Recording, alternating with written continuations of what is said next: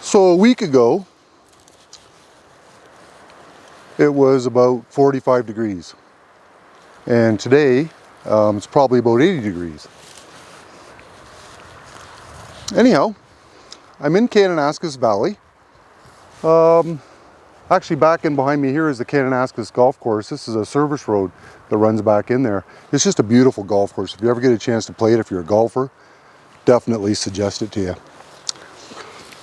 Okay, my name is Lee, and I would like to welcome you to Rocky Mountain Grace.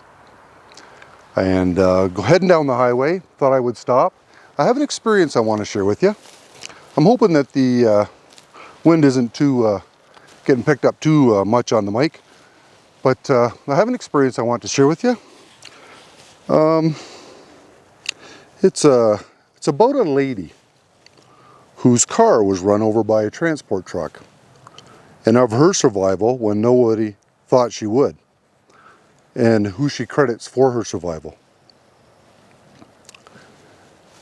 And here we go.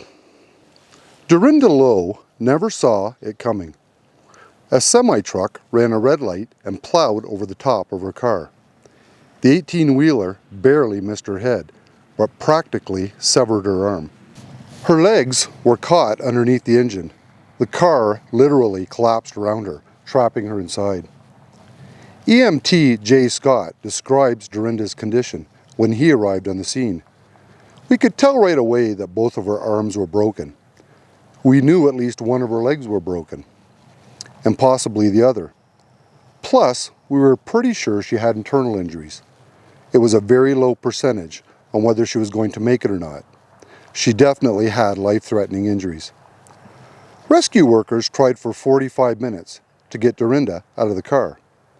Finally, she was life-flighted to Methodist Hospital in Indianapolis, Indiana. Dr. Ren Critchlow says it was very grave. She had lost a lot of blood when she first came in. The fractures that she had were all very serious. Then, when you throw on top of that she had all these injuries and all these other lacerations and tears in the skin, she had a ruptured spleen and a ruptured liver. She was in very, very serious condition. For 2 weeks, doctors tried to put Deerinda back together.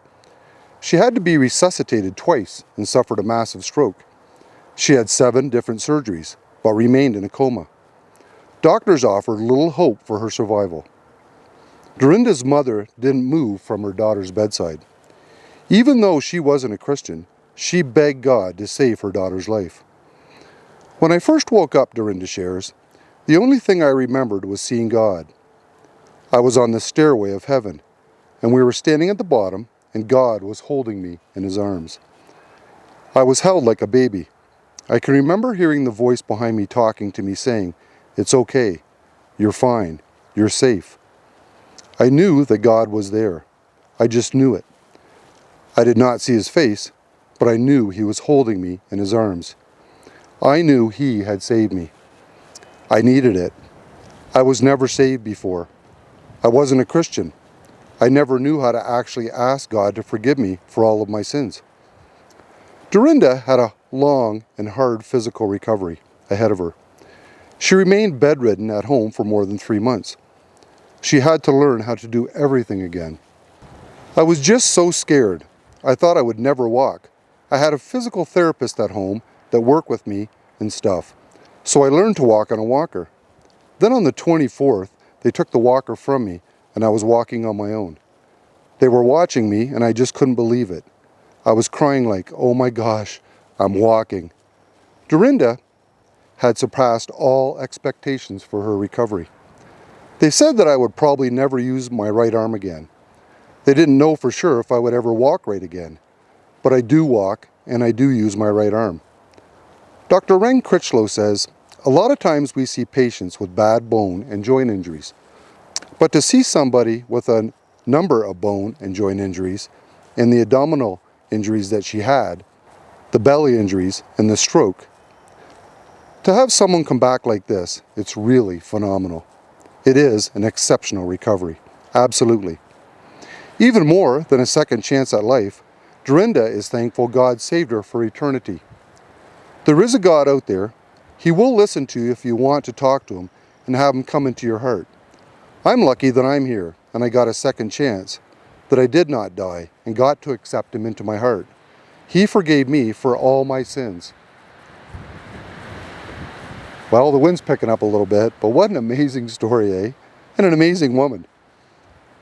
I like how she admits that she wasn't a Christian and had no idea how to ask the Lord to forgive her sins. And then how she was held in the arms of God. And how her mother also said that she too was not a Christian, but at least knew enough to ask God for help saving her daughter.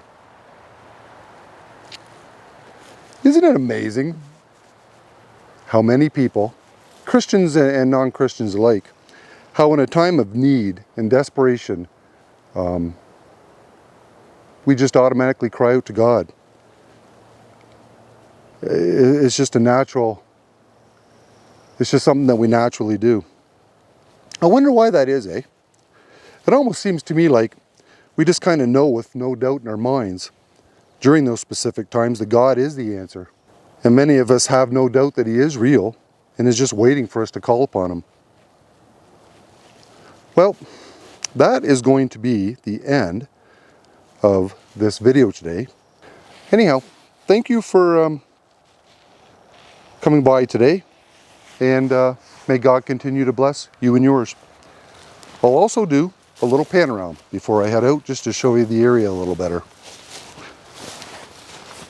Like I say, I'm on the Kananaskis trail, and just a beautiful, gorgeous day. In fact, I'm going to take this jacket off when I get a chance here. Not too far from the Kananaskis ski resort. Just completely surrounded by mountains here. Anyhow, there you go. Thank you very much for joining us today, and take care. Bye now.